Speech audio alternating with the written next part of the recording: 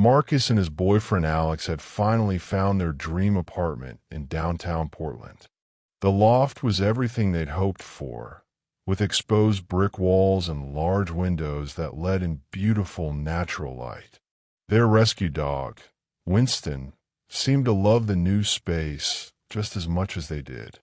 The building next to theirs had been under construction for months, with scaffolding covering most of the structure.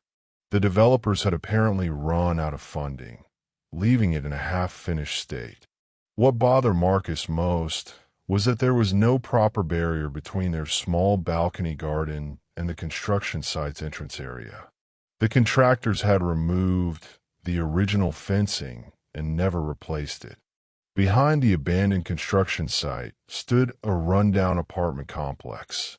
Marcus noticed several college-age guys living there who would sometimes cut through the construction area as a shortcut to reach the main street. At first, he thought nothing of it. Maybe they had permission from the property owner. On their first evening in the new place, Marcus and Alex were relaxing on their balcony with some wine when Marcus glanced up at the apartment building behind them. In one of the darkened windows, a figure stood perfectly still, staring directly at them. The person made no attempt to hide, and his face was completely expressionless. The room behind him was pitch black, creating an eerie silhouette effect. "That's probably just someone curious about the new neighbors," Alex said, but after 45 minutes of unbroken staring, they decided to head inside. The following week passed normally. Marcus worked his remote job while Alex unpacked their belongings. Then one evening, as they sat outside enjoying the cool night air, they heard the sound of wooden boards being moved aside. 3 young men emerged from the construction site, standing at the edge of their balcony area and staring silently. "Can we help you?" Marcus asked, feeling uncomfortable with their intrusion. The apparent leader, probably in his late 20s, held a large duffel bag. He offered them some extra cleaning supplies he claimed to have found. When they politely declined, Marcus tried to lighten the mood with a joke about the awkwardness of the situation. The man smiled coldly and said, "Sure thing," before they departed. What disturbed Marcus most was how they'd entered their space without any greeting or explanation, as if they belonged there. He and Alex went back inside, hoping it was an isolated incident. Unfortunately, things only escalated from there. The intrusions became more frequent and increasingly menacing. The men would slip through gaps in the construction fencing and position themselves in ways clearly designed to unnerve the young couple. Being both in their early 20s, Marcus and Alex couldn't shake the feeling that they were being targeted because they seemed vulnerable. One afternoon, while Marcus was organizing their living room, he noticed 2 police officers walking around the perimeter of the construction site. They examined the area thoroughly before leaving without making contact with anyone. He found it odd, but continued with his day, assuming perhaps the neighbors had been causing trouble. Several days later, the police knocked on their door. They explained that the apartment building behind them had been cleared out due to complaints about antisocial behavior from multiple residents in the area. The troublemakers had been evicted. Marcus and Alex felt relieved. Even though nothing physical had happened yet, they were glad the situation wouldn't have a chance to worsen. They continued settling into their new home.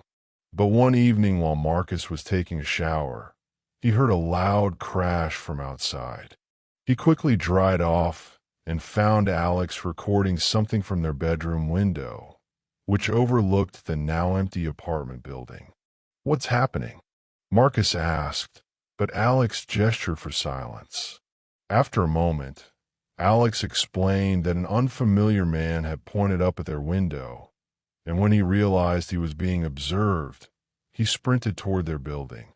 He tested their door handle as he passed, then ran back into the construction area, threw aside some loose fencing, and began pounding on the windows of the vacant apartment building.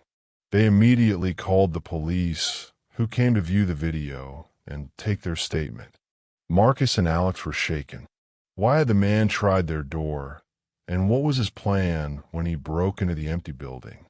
A few nights later, around 2:30 a.m., they were awakened by whistling, the kind of crude cat-calling whistle that made their skin crawl.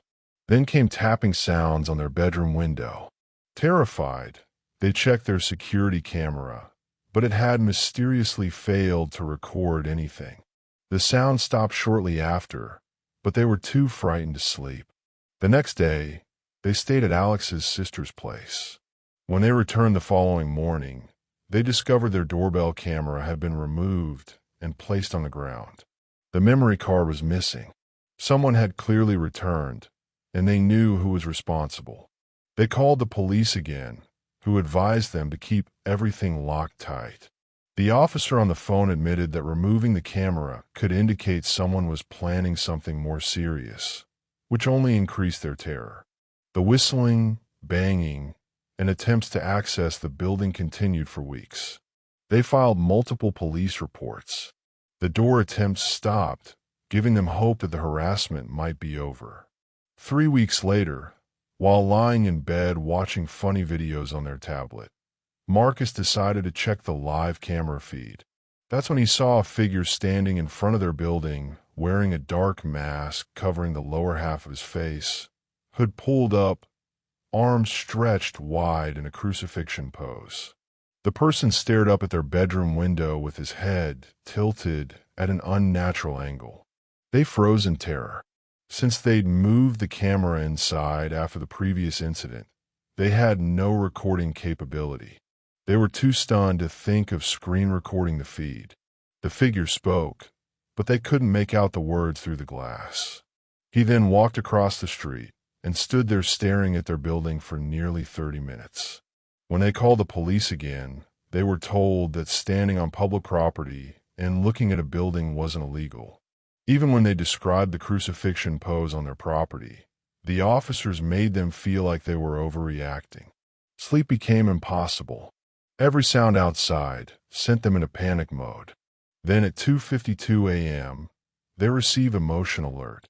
Marcus woke Alex, saying, "Someone's out there. I can feel it. Please check the camera." She did, and there they were, two masked figures coming from the side of their building, shining flashlights through their windows. One of them, the same man who had been harassing them, appeared to be carrying a crowbar. The harassment continues to this day. The man still appears across the street, pointing, waving, or shouting things at their window. Every time they look, he stares back with that same blank expression. It's clearly meant to terrorize them, and it's working. They continue contacting police, but little has been done.